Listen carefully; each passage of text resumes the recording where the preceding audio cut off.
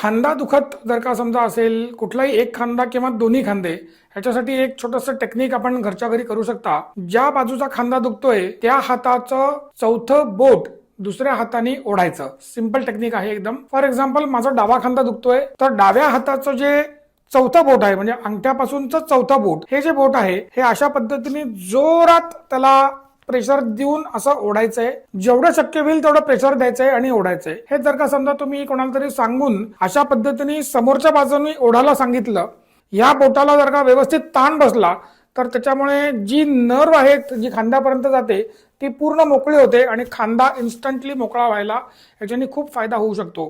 ज्या लोकांचा हात वरती जात नाहीये त्या लोकांना तर याच्याने इन्स्टंटली फरक पडलेला आम्ही आमच्या न्यूरोथेरपी उपचार केंद्रामध्ये बघितलेला आहे.